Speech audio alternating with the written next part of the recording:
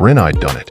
I felt like high-fiving myself, whistling the tune of Baby Got Back as I washed flecks of poo down the drain. Nothing could dampen my mood. I'd had a one-night stand, a damn good one. In fact, and like a mature, responsible woman, I'd kept the no-strings promise I'd made to myself. Booyah! Smiling again, I felt proud of myself, and satisfied in a way I hadn't been in a long time. It was only normal that my mind had wandered to Mason a few times throughout each day over the past 2 weeks. It was the only sexual experience I'd had in what felt like a decade, and so it was natural that I'd want to replay it. My own personal highlight reel. Something to remember fondly and enjoy when I was in bed, alone at night. "Why are you in such a good mood?" Mandy asked, peeking into the gorilla's night house. Hosing down one last oversized log, I turned and shut off the water. "Hey lady, how was vacation?" Mandy was 5'0" of pure sass and sarcasm. I loved her. She was technically my boss, but it never felt that way. I was grateful for her friendship and all the guidance she'd given me both at work and in my personal life. Mandy smirked at me and shook her head. "I'll tell you all about our trip in a minute. When you bring 2 toddlers on a plane, it's not a vacation, it's a trip. But first, you're going to tell me why you seem positively enthralled to be cleaning up shit. Isn't Andy here today?" "Yeah, I told him to go have his lunch. I've got this."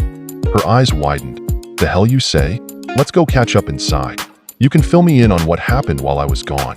After coiling the hose and putting it away, I followed Mandy inside. The gorillas weren't due back inside their enclosure until this afternoon, but I was happy to be done with that task early. I shucked off my rain boots, leaning for a moment to steady myself on the wall. Whoa, a wave of nausea washed over me, and I sucked a deep, cleansing breath into my lungs. That was the 3rd time today that it happened. Shaking my head, I followed Mandy toward the workstations, and after washing my hands at the sink, I sat down on the stool next to her.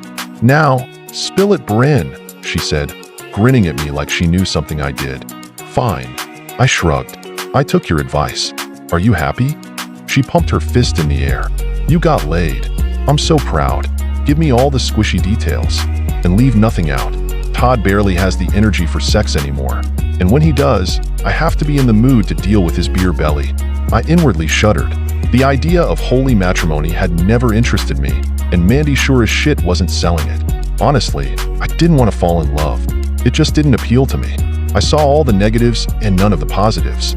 Being single with a great career as a zoologist was more than enough for me. It didn't take years of therapy for me to figure that my dad passing away when I was young and my mom falling into a deep depression had shaped that view. But hey, I got lonely sometimes and a girl had needs. Hence my magical one-nighter. I was thinking about what you said, about needing to put myself out there more. I considered online dating. Mandy grinned. But filling out that long profile and answering hundreds of random questions was so daunting, and I didn't like the idea of putting all my personal info on the internet. It just didn't seem necessary to exchange names with someone I merely wanted to exchange bodily fluids with. Mandy patted her heart.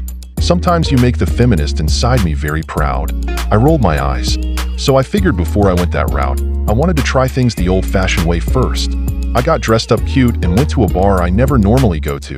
You know, one of those young, hip, way too crowded places. She nodded, totally absorbed in the story. A meat market is the technical term, yes.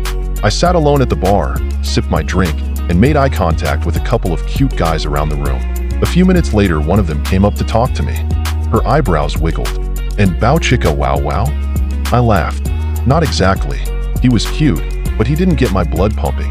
After I made an excuse about needing to go to the restroom, I spotted the most gorgeous man I'd ever laid eyes on sitting alone in a booth in the corner. He looked so unhappy, and I thought that was so odd.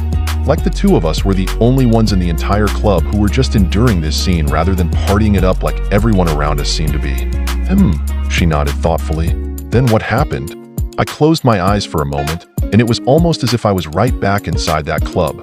The bass of the music pulsing through my veins, the handsome stranger's electric blue eyes locking on mine from across the crowded room, the hair on the back of my neck standing up, when I realized he was even more attractive than I'd first realized, and then ducking my chin to scurry away, sure that no man in his class would ever been interested in me.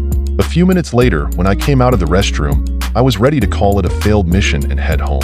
But Mr. Tall, dark, and sexy was waiting for me.